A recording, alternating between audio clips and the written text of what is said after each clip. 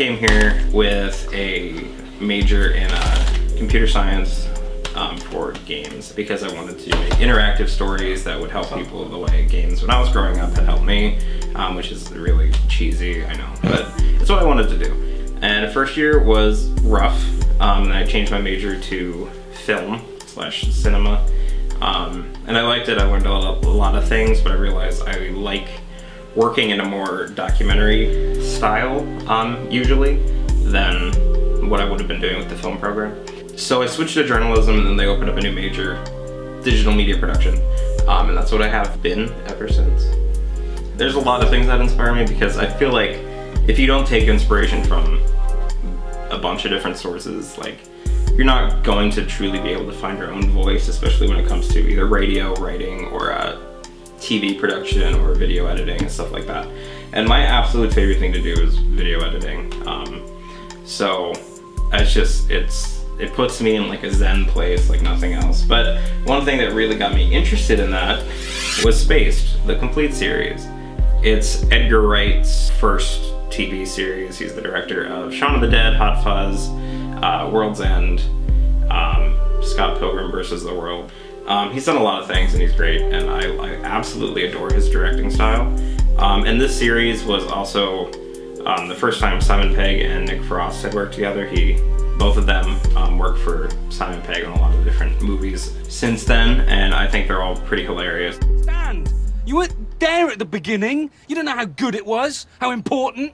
This is it for you, this jumped up firework display of a toy advert. People like you make me sick. What's wrong with you? Now, I don't care if you've saved up all your 50p's, okay? Take your pocket money and get out!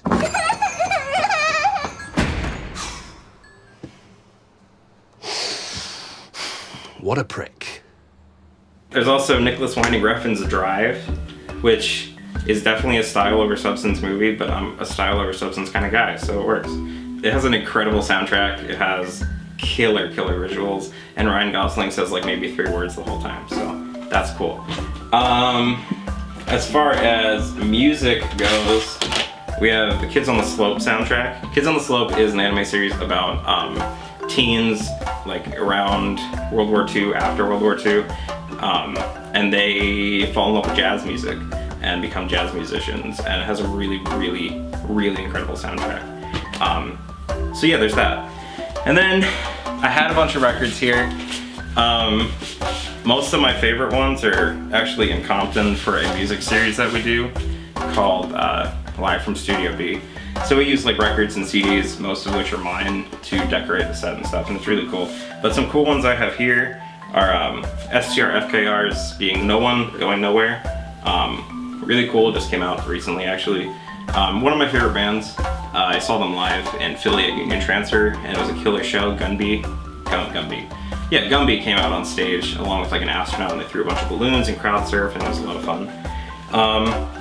I have Angelo Badalamenti's Twin Peaks soundtrack. Twin Peaks is another one of my favorite shows, like right next to Spaced, honestly. David Lynch is another one of my visual inspirations. Makes some really wacky stuff, but always got a really great soundtrack. I've got David Bowie, The Rise and Fall of Ziggy Stardust. Bowie's been one of my favorite musicians for a long time. Long time. If you know me, you know that. And if you didn't know me, now you do. I have this one, which is probably like the first record a lot of people heard of his. And it's super dear to my heart. So there's that. Just a bit of light tonight, just so we mix about his lands and sturdy versus sweet hands. And then I recently got Kendrick Lamar's Untitled Unmastered on vinyl. Kendrick's incredible, like honestly, just incredible. The black woman wishing she sent this on the phone with the noodles in the pan. I know your woman, I console your woman. You feel like the universe owed your woman. Oh, the anticipation, hoping you can make it. Women don't prosper chasing education, but you're talented and can't handle it. And your homegirls can't be your manager. 365 times 4 plus more. Can't get it right, tell me, do you got the stamina? But ain't no money like fast money. Even today I'm considered a so having this is really chill, real chill. But Yeah, I get a lot of my inspiration mostly from music, from the visual arts and such. If we're talking about fine arts, there was a sculpture artist and functional art man named Paul Evans from around my area, and he made a bunch of really, really neat stuff that I just, like, the first time I saw it, I walked into the art museum and I'm like, this is it. Like, this is my aesthetic, to put it bluntly, I guess.